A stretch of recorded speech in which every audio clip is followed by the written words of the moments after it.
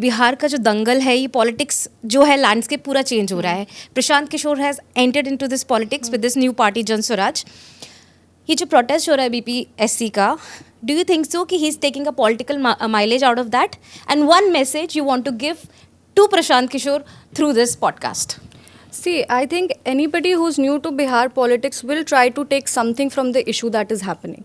It's not only about BPSC. If you see कि अगर बिहार में कोई भी इशू होता है और अगर कोई न्यू एंट्री होती है तो वो तुरंत चाहते हैं कि हम उस सिचुएशन को मोनोपोलाइज कर ले अपने फेवर में. So this is very like a typical political behaviour कि कहीं प्रॉब्लम हो रहा है तो अब अभी हम लोग BPSC का बात करें, but if you see generally also अगर कहीं इशू होता है तो बहुत सारे नेता वहाँ पहुँच जाते हैं. इशू को होने से नहीं रोक पाते हैं, बट जैसे इशू होगा सब लोग वहाँ पे पहुँच जाएंगे. And what they are doing is very limited. But एक होता है ना कि अपना visibility, politics is a game of perception.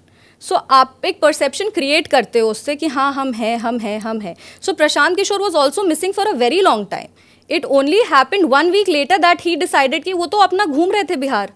उसके बाद जब वो देखे कि यार इशू बड़ा हो गया, देन सडनली वो वहाँ पहुँच गए और वो धरना पे चले गए कि I will fast not drink water, I will not eat for जब तक BPSC को नहीं होगा. देन एम्बुलेंस आ रहा है and all of this.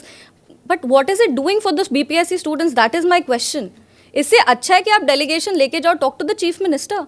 But you don't have a very constructive way of addressing this.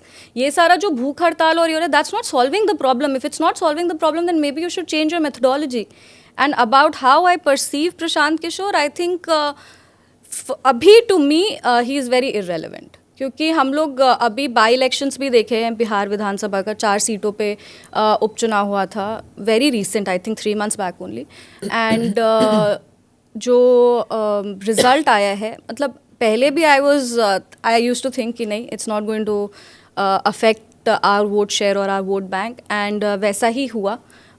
उनको मतलब ज़्यादातर वो जो जितना हम लोग समझ रहे थे कि वो वोट शेयर अगर कट कर सकते हैं तो इतना परसेंटेज अगर वो कट करेंगे, he was not able, he मतलब वो उतना भी नहीं पहुँचे. So he is very irrelevant. He has a very different vision.